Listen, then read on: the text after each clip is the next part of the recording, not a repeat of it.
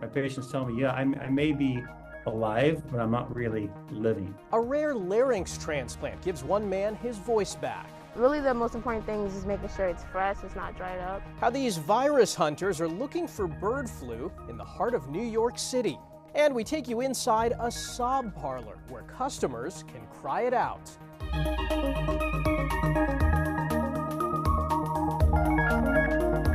Welcome to Eye on Health, where we focus on stories that affect your physical and mental well-being. I'm Michael George. Millions of Americans are in the grips of scorching hot temperatures. Across the country, heat waves are turning deadly, from California's Death Valley to the areas surrounding Washington, D.C. to the Pacific Northwest. Health officials recommend checking in on neighbors and loved ones that are vulnerable to the heat. Make sure they have a heat plan, make sure they got their AC going if they don't already, make sure that they're turning their fans on and getting some cool air circulating. Psychologists say the excessive heat can also impact your mood. Danya Backus has more on why and how to stay calm and cool. Lucy Kasabian loves summer, but right now it is hot. It's super hot. In what way do you think it affects your mood? I just feel like I get tired more. Research shows excessive heat can impact mood, triggering increases in anxiety, stress, and cognitive difficulties. When there are excessive temperatures, we see an increase in suicide, domestic violence, substance use, as well as emergency room visits due to mental health issues. Heat doesn't cause mental health issues, but it does exacerbate many of the symptoms. Cleveland Clinic psychologist Dr. Susan Auber says when the body has to work harder to keep cool, that causes the release of the stress hormone cortisol. During the heat waves, people tend to feel more agitated. Everyone's mood is impacted by the heat, but those in particular who may struggle are young children, the elderly, people who have chronic health issues, as well as those who struggle with anxiety and depression. Experts say prevention is key. That starts with drinking plenty of water in this excessive heat. It's important to stay cool and to hydrate. Stay indoors during the hottest part of the days. Put a cold washcloth on your head, your forehead, or your neck. Be sure to monitor for signs of heat exhaustion, such as heavy sweating, dizziness, fatigue, headache, and fast heartbeat. If you just completely dehydrate yourself, it definitely affects your mood. And eating foods with high water content like watermelon and popsicles can also help you stay cool and calm. Danya Backus, CBS News, Los Angeles. When you're outside in the summer heat, stay hydrated and use sunscreen. But there's an anti-sunscreen movement heating up online and spreading misinformation that could lead to potentially dangerous behavior. As Meg Oliver reports, dermatologists are working to stop the trend at its source. Stop using sunscreen, okay? The sunscreen chemicals seep into your bloodstream after just one day. Social media influencers are throwing shade on sunscreen, falsely claiming these products hurt your health. Stop wearing sunscreen because it's terrible for your skin. It's messing up your estrogen levels. It has a lot of bad toxic things inside of it. Some even outlining how to make your own sunscreen right in the kitchen, with clips amassing millions of likes. The trend took off on social media in the last month. It's reflective of a growing shift in how young Americans view sun safety. A new study by Orlando Health found that 1 in 7 adults under the age of 35 say daily sunscreen use is more harmful than direct sun exposure. That's 14% of the demographic. Are you seeing an increase in patients who are anti-sunscreen? 100%, and it was not like this before. Dermatologists like Dr. Janine Downey say they're already seeing more cases of skin cancer in young adults. 2 weeks ago, I diagnosed 3 squamous cells and 2 malignant melanomas in 1 week, along with several basal cell carcinoma. And that's me, just one little dermatologist. A study late last year by the Middlebury Institute of International Studies at Monterey examined misinformation around sunscreen and sun exposure. First, that sunscreen is cancerous or otherwise harmful, something dermatologists and researchers say is inaccurate. I have a couple of patients that are like that. They only want the natural things, but I tell them all the time, the level of pollutants in the air on a daily, weekly, and monthly basis is significantly more toxic than any chemical they're going to rub into their skin with sunblock. Another, that sunscreen doesn't allow the body to receive healthy benefits from the sun. Is there any healthy amount of vitamin D exposure without sunscreen? I tell everybody no, because people don't use as much sunscreen as they should anyway. So it's really sunscreen and not sunblock, if I want to be specific, because it's not truly blocking out all of the sun's rays, Megs. It's screening them out. But while there's no evidence that sunscreens are unsafe, the FDA is now assessing how some ingredients are absorbed into the bloodstream. And dermatologists say the benefits of sunscreen far outweigh any risks and recommend its use. It's actually protecting you a whole lot more. Dr. Shireen Idris is a dermatologist in New York, taking the fight against misinformation directly to those platforms. A beautiful sunscreen. Posting videos to educate users about different skincare and sunscreen routines. I think as a viewer, it is so important that you go and look into the sources that your favorite content creator is using before fully adopting or believing what it is that they're saying. Google Trends show terms like "what does skin cancer look like" and sunscreen are being searched more than ever in the U.S.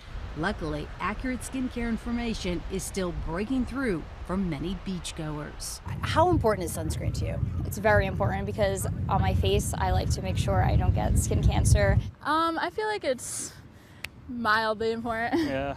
I don't burn I easily, feel like so. face is the most important, and then that's basically it. Dermatologists recommend wearing sunscreen, reapplying often, using protective clothing with ultraviolet protection factor or UPF, UV visors that protect face, neck, and chest, and avoid prolonged exposure in direct sunlight between 10 a.m. and 2 p.m. Meg Oliver, CBS News, Long Branch, New Jersey. Another thing many put on their bodies, especially when it's hot out, deodorant. More people are now reaching beyond underarms with whole body deodorant solutions. Bradley Blackburn has more on the booming new product category. It's a product flying off store shelves that many don't talk about. Want to know a secret? More than just my armpits stink. That's why I use Secret whole body deodorant everywhere. Secret is just one of the big brands now selling deodorant for the entire body. Dove, Old Spice, and others now jumping into a category created by a startup called Lumi. For under boob, tummy folds, thigh folds, butt cracks, even feet. A little goes a long way. Maybe you've seen the raw ads on TV or TikTok from their founder, Dr. Shannon Klingman, a gynecologist who invented the product in her kitchen. Any place where we have skin touching skin, there's a potential for odor. Dan Griffiths is Lumi's president. Sales grew to more than $300 million last year, and the company has now added a full body line geared to men. But the core customer is female. We do have a pretty large following among women aged 35 to 55. This full body boom echoes how underarm deodorant was popularized decades ago. That's why I always use Stop It spray deodorant. First convincing women and later men that odor was an embarrassment. But does this really work on men? Yeah, doggone right it does. One of the best ways to, make us do a thing or change our behavior is to create a social taboo about it. Sarah Everts wrote the book on the history of sweat. She's not surprised full-body products are popular, but questions whether they're necessary. You might as well just wear perfume and try and complement your body odor. Whether driven by ads or by real need, it's clear more bodies are using it. Do you think there's more room to grow here? We see lots of opportunity. Inspiration from perspiration as more companies promise to stop the stink. Bradley Blackburn, CBS News. According to the American Cancer Society, cancer is the most common way someone loses a larynx and their voice. A Massachusetts man is just the third person in the U.S. to receive a total larynx transplant, allowing him to speak once again. Jared Hill has more. Marty Keating is so grateful he's regained his voice. I want people to know this can be done, and it's a process, but it's worth it. Dozens of surgeries over a decade for a rare form of laryngeal cancer eventually robbed Keating of his ability to speak, swallow, and breathe normally. His wife Gina found a clinical trial at the Mayo Clinic in Arizona. Dr. David Lott determined Marty was a good candidate, and surgeons removed his larynx and transplanted a donated one. My patients tell me, yeah, I may be alive, but I'm not really living. And so to me, if you look at it from that perspective, being able to give that gift back to somebody, to me, that really is a vital organ. 6 surgeons performed the 21-hour transplant. Using new microsurgical techniques, they connected nerves critical for Marty to feel when he needs to swallow and move the vocal cords. Transplants usually aren't an option for people with active cancer, making Marty's case the first of its kind globally. I think there's a fair number of patients that would benefit from this. It's important in this case and in all of medicine that we do trials so that we can establish the safety. I could talk to my 82-year-old mother on the phone, and she could hear me. The transplant took place in February. Marty still sounds hoarse, but he can have conversations, even Zooming with his young granddaughter. I said, no matter what, Gina, I'm getting my voice back. I'm keeping my voice for her. Marty's excited to read her bedtime stories when he returns home to Massachusetts. Jared Hill, CBS News. A new Gallup survey finds people around the world are struggling with their emotions on a daily basis. About 23% of people worldwide reported feeling a lot of loneliness the previous day. Those emotions were often combined with intensifying feelings of physical pain, worry, sadness, stress, and anger. Just being aware of the fact that loneliness is a medical problem, and it's the equivalent of having somebody smoke 15 cigarettes per day. Psychiatrist Dr. Sue Varma recommends fighting loneliness by scheduling social interactions with acquaintances, family, and friends. So we want to have a mix of micro connections, talking to the barista, talking to your dog walker, but also deep and meaningful connections in your life where you can feel vulnerable and open up to share. The Gallup poll found 20% of Americans reported feeling loneliness. In Vietnam, it was just 6%. Coming up, how AI is helping people with dyslexia, and another medical school goes tuition-free.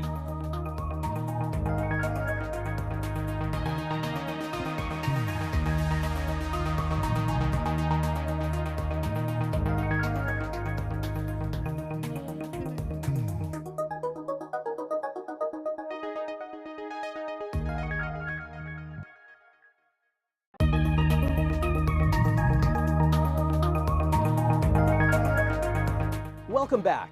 Recent concerns over the spread of bird flu into dairy cattle and subsequently human dairy workers has made the work of one group of New York City high schoolers even more important. Jesse Mitchell introduces us to the virus hunters, who have their eyes on the ground to track a flu in flight. Strolls through Central Park spark excitement when this group finds a fresh splatter. Safety first. Mount Sinai and BioBus pay high school students as junior scientist interns who scoop up poop in search of sickness. Really, the most important thing is just making sure it's fresh, it's not dried up. As a haven for both local and migratory birds, Central Park is a unique study of an urban environment. We will look around to see what type of birds are surrounding where we collected the data, so like sparrows and robins. The project started in 2020 with support from the National Institutes of Health and aims to better understand how bird flu can adapt and fly between species. We want to make sure that we collect as much data as possible so we can actually assess that risk. As they take their samples back across the street to Mount Sinai's Kramer lab, the virus hunters mix up a solution to start to see the differences in DNA with help from lead scientist Philip Mead. If we have something that's real, then we'll get the full genetic sequence, the whole genome. Mead says he's more worried about the spread among dairy cows than the jump to their handlers, as it's important to understand the potential for pets, especially in parks. Cows are more similar to humans than birds are to humans. The virus having extra time and basically reps to acquire adaptations for mammals is something that we really have to keep an eye on. Out of more than 1,900 samples collected over 1 year from feces, plus water where winged beings gather, and patients at the Wild Bird Fund, the virus hunters found H5N1 in 6 birds, including 3 geese and a sick chicken in Upper Manhattan. But none of the droppings proved to be positive for flu. Their research was recently published in the American Society for Microbiology's Journal of Virology. Jesse Mitchell, CBS News, New York. Most medical students at Johns Hopkins University will attend school for free, thanks to a $1 billion donation from Michael Bloomberg. Starting in the fall, the donation will cover full tuition for medical students from families earning less than $300,000 a year. Enhance the ability of students to choose the careers that they're most passionate about, and more than that, to choose the places where they want to pursue those careers. Earlier this year, Albert Einstein College of Medicine went tuition-free after a $1 billion donation, and 2 of New York University's medical schools are as well. That smartwatch on your wrist may be more useful to your long-term health goals than you think. According to the Wall Street Journal, some doctors are recommending the Apple Watch as a medical device. They say it can be used to help diagnose and manage some conditions.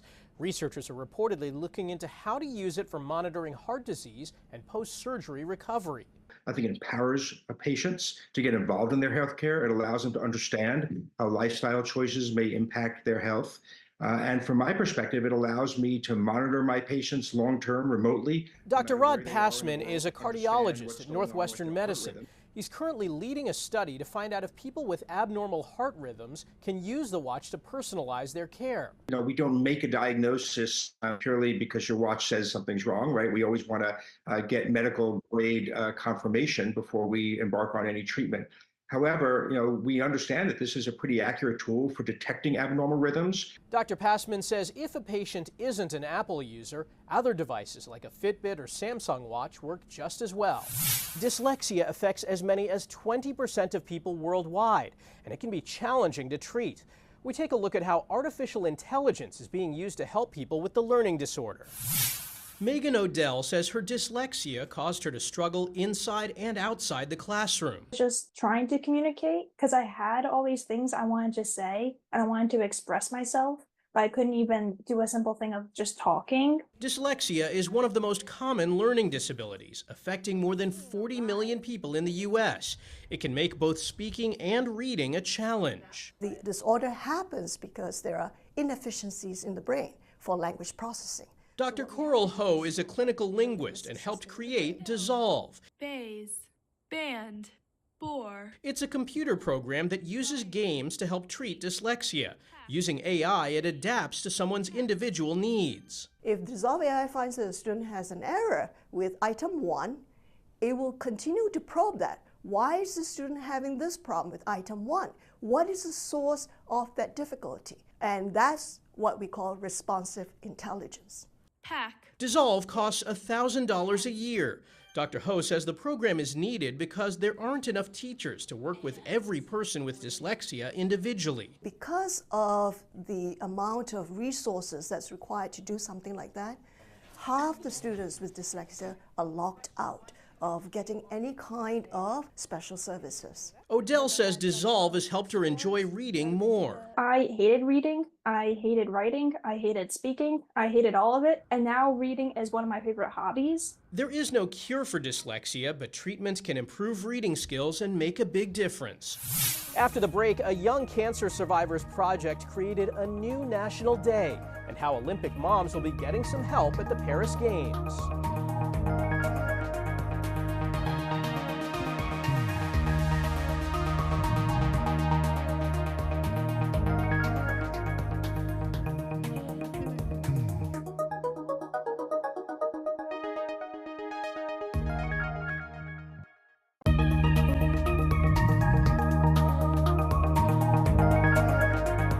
Welcome back.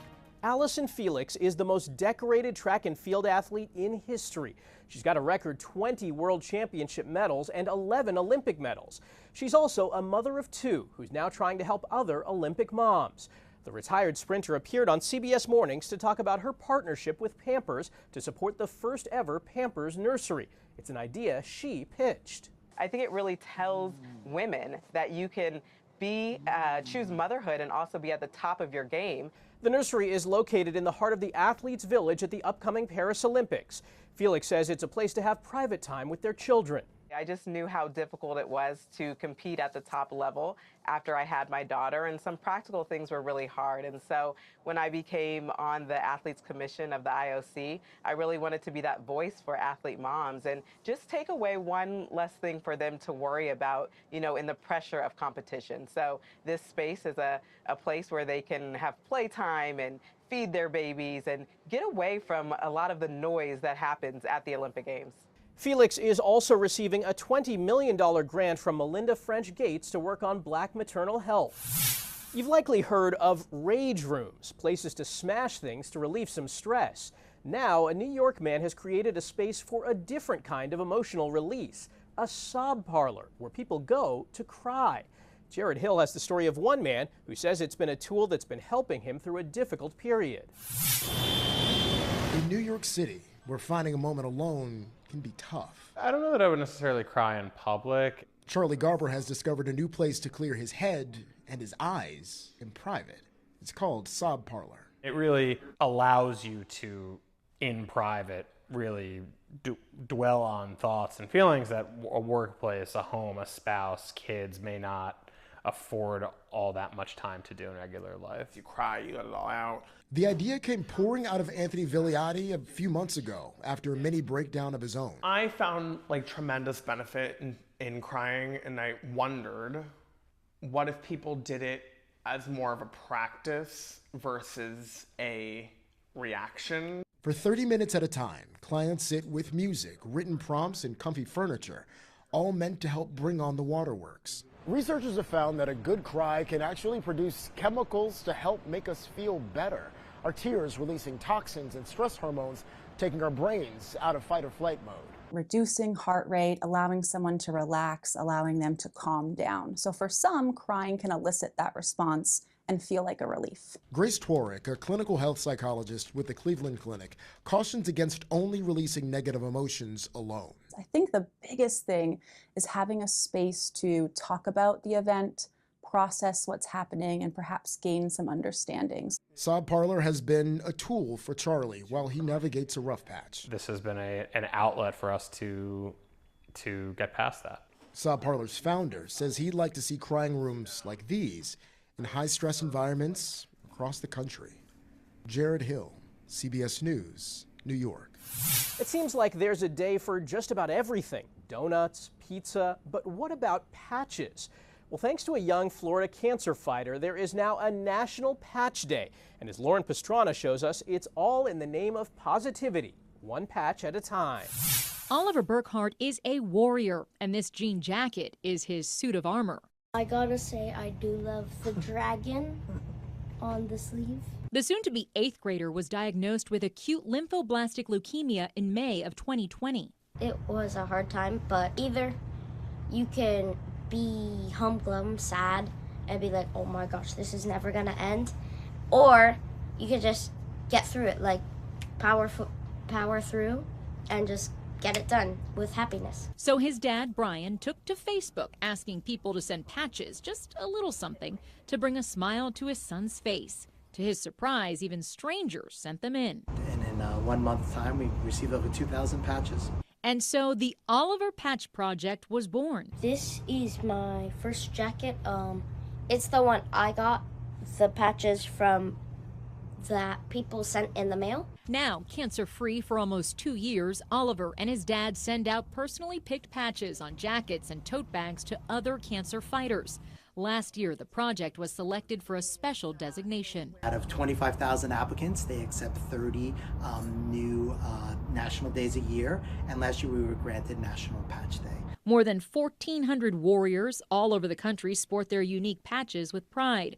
Even former Miami Heat star Shaquille O'Neal dons the denim. For Oliver and his family, this is a mission to spread positivity and kindness. Just to make sure they're loved and supported. Putting a little sunshine in these kids' and families' lives is huge for us. That will never go out of style. Lauren Pastrana, CBS News. That's this week's Eye on Health. I'm Michael George. Thanks for joining us, and be well.